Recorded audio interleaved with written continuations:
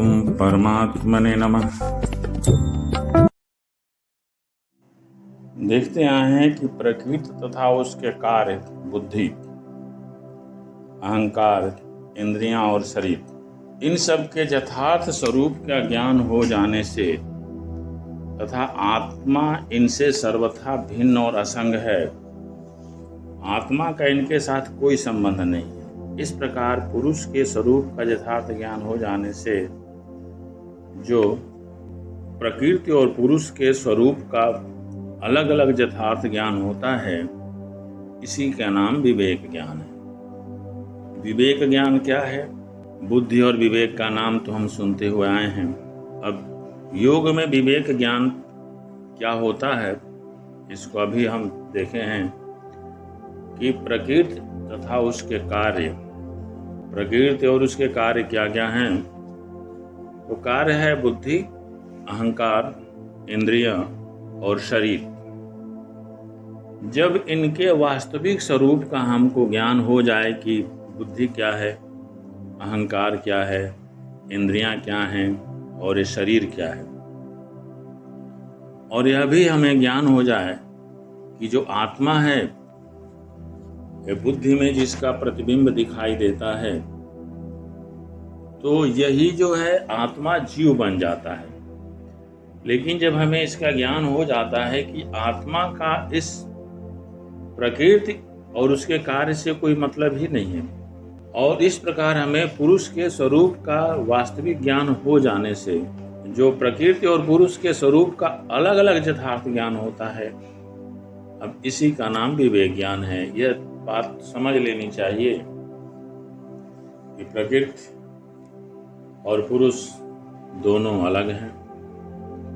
प्रकृति का अपना अलग संबंध है, पुरुष का अपना अलग संबंध है, और जब ऐसे जानकारी मिल जाती है तो इसी को हम विवेक ज्ञान कहते हैं। उस समय क्या होता है, विवेक ज्ञान में क्या होता है कि चित्त उसमें निमग्न हो जाता है और कैवल्य के समीप रहता है या अभिमुख रहता है।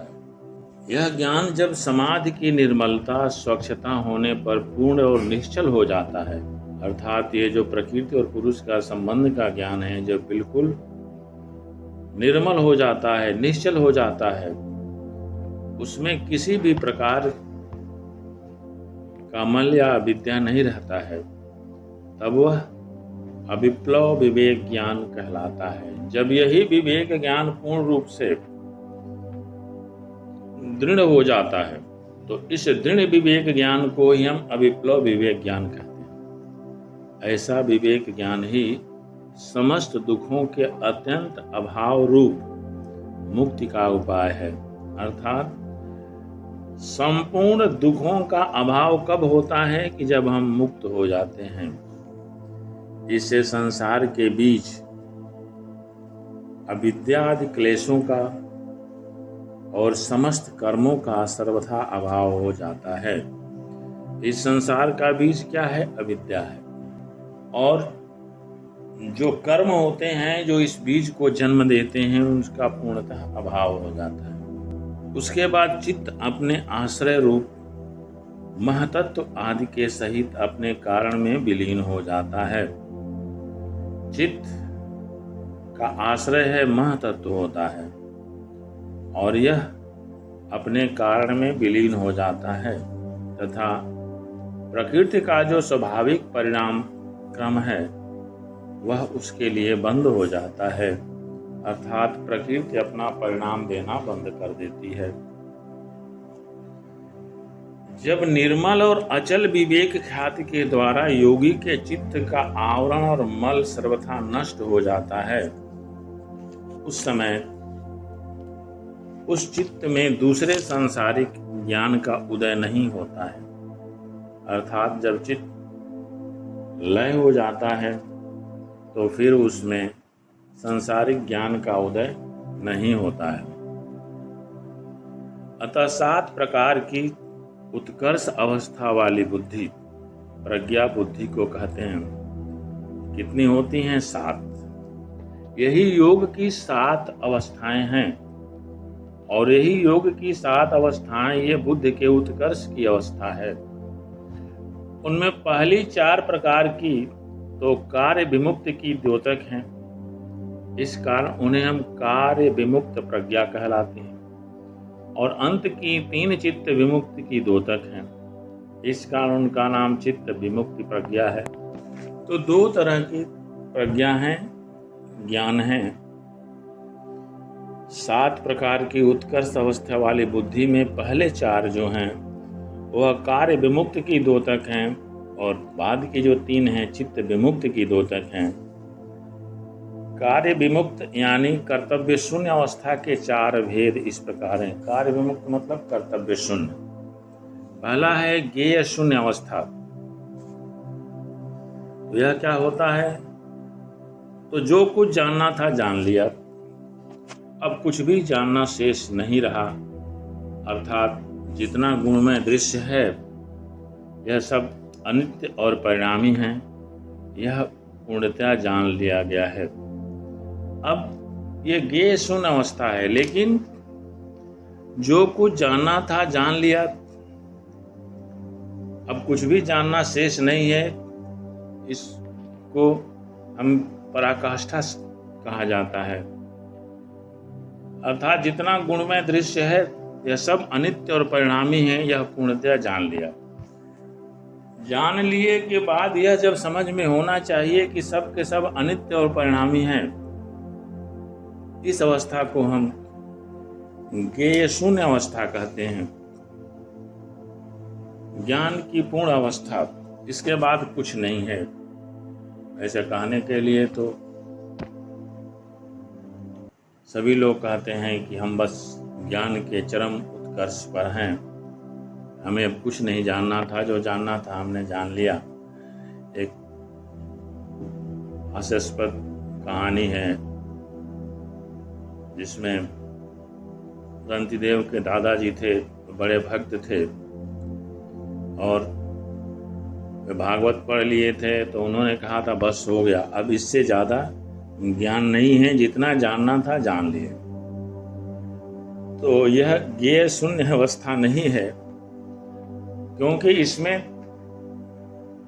चित्त का लय होना शुरू हो जाता है, यह अलग चीज है।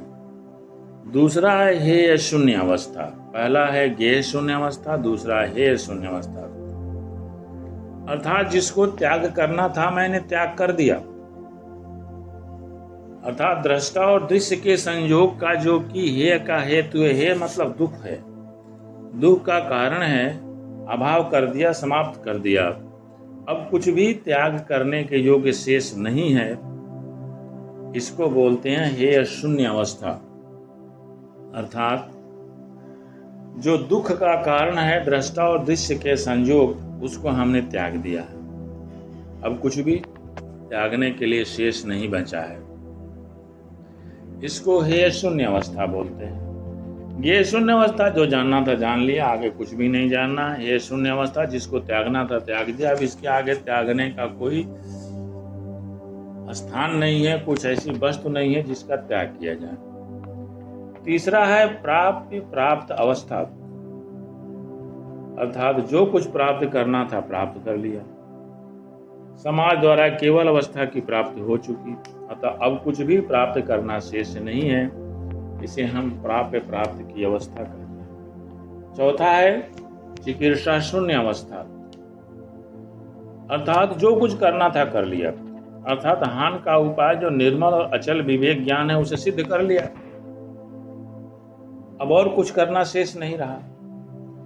जब तक कर लिया यह शब्द है, यह ध्यान देने की है कि ये पूर्णता का द्योतक नहीं है, क्योंकि यहाँ अहंकार बना हुआ है कि जो करना था कर लिया, सिद्ध कर लिया। अर्थात अभी जो है अहंकार बचा हुआ है, अब कुछ भी करना शेष नहीं है, इसे चिकीर्षा शून्य अवस्था कहते हैं।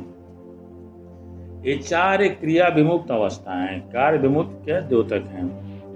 अब चित्त विमुक्त के 3 भेद हैं। चित्त की कृतार्थता। चित्त ने अपना अधिकार भोग और अपवर्ग देना पूरा कर दिया। चित्त का कार्य समाप्त हो गया, अब उसका कोई मतलब नहीं रहा। गुणलीनता, चित्त अपने कारण रूप गुणों में लीन हो रहा है, क्योंकि अब इसका कोई कार्य शेष नहीं रहा है।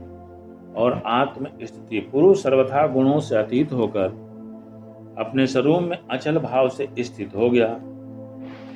ये 7 प्रकार की प्रांतर भूमि प्रज्ञा को अनुभव कराने वाला योगी कुशल कहलाता है या जीवन मुक्त कहलाता है। और चित्त जब अपने कारण में लीन हो जाता है तब भी कुशल विदेह मुक्त कहलाता है। इस प्रकार हम देखते हैं कि योग की 7 भूमिकाएं हैं जिन्हें योगी को प्राप्त करना होता है, और यही अवस्था विदेह मुक्त अवस्था कहलाती है। अब हम योग के 8 अंगों का अनुष्ठान करने अर्थात उनको आचरण में लाने से चित्त के मल का अभाव होकर वह सर्वथा निर्मल हो जाता है।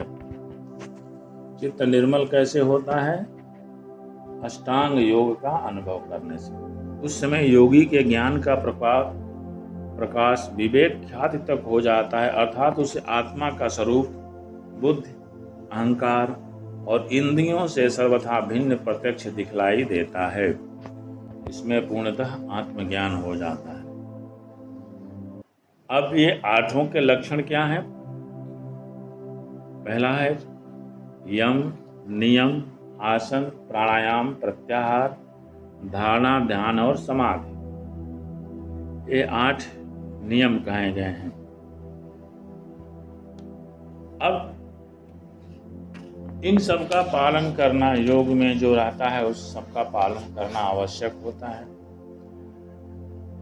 ब्रह्मचर्य और अपरिग्रह, ये 5 यम माने गए हैं। 5 यम क्या क्या हैं?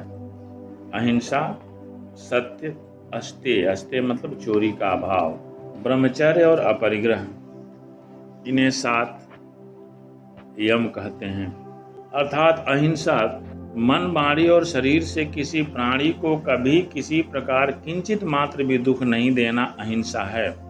पर दोष दर्शन का सर्वथा त्याग भी इसी के अंतर्गत आता है।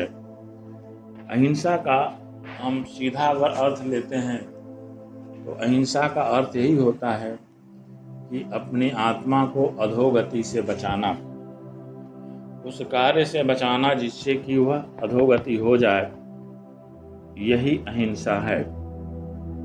दूसरा है सत्य। इंद्रिय और मन से प्रत्यक्ष देखकर, सुनकर या अनुमान करके जैसा अनुभव किया गया हो, ठीक वैसा का वैसा ही भाव प्रकट करने के लिए प्रिय और हितकर तथा दूसरों को उद्वेग उत्पन्न करने वाले जो वचन बोले जाते हैं,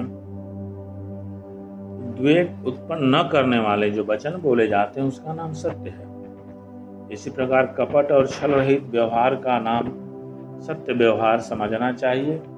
वैसे सत्य तो हमारी आत्मा है, आत्मा का प्रत्यक्ष अनुभव ही सत्य है। दूसरा है अस्तेय। दूसरों के स्वत्व का अपहरण करना ही अस्तेय है। छल से या अन्य किसी उपाय से अन्यायपूर्वक या अपनी शक्ति दिखाकर किसी दूसरे की संपत्ति को ले लेना ही अस्तेय चोरी है। इसमें सरकार की टैक्स की चोरी और घूसखोरी भी सम्मिलित है। इस सब प्रकार की चोरियों के अभाव का नाम अस्तेय है। अस्तेय का मतलब सिर्फ इतना ही नहीं समझना चाहिए हमने किसी का कोई वस्तु चुराया है। अस्तेय का मतलब वही है कि हमारे रहन सहन में जिसका जो अधिकार है उसमें चोरी करना, वह भी एक अस्तेय के अंतर आता है, चोरी है। जैसे यहाँ टैक्स की बात, लोग सरकारी टैक्स को चुराते हैं और मंदिर में जा करके दान कर देते हैं, तो यह चोरी है, यह इसे अस्तेय के अंतर्गत ही रहता है। दूसरा है ब्रह्मचर्य।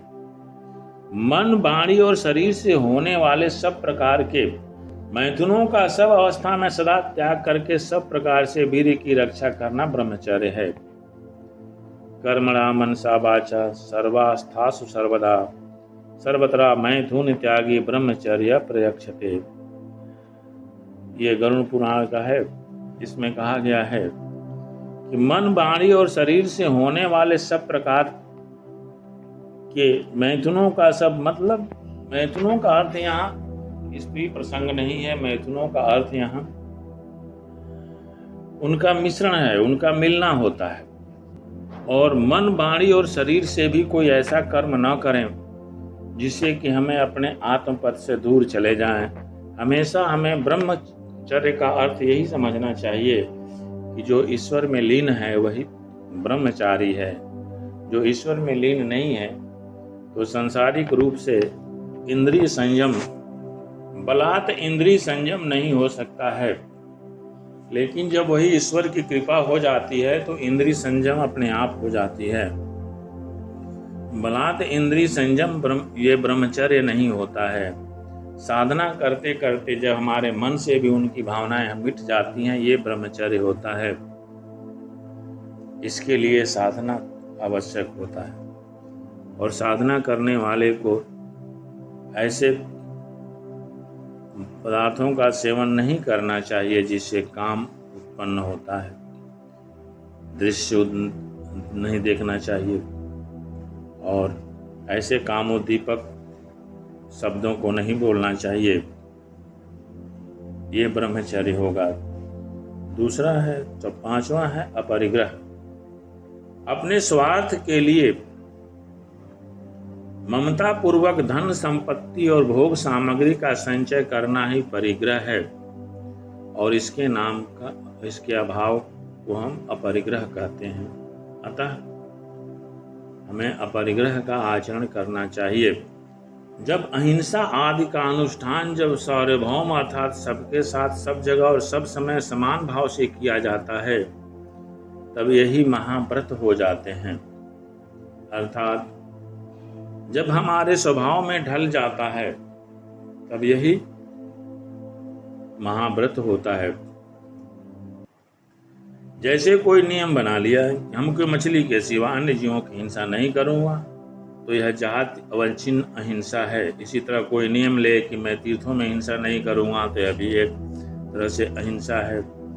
कोई यह नियम करे कि मैं एकादशी, अमावस्या, पूर्णिमा को हिंसा नहीं करूंगा, तो भी एक जो है कालावच्छिन्न अहिंसा है।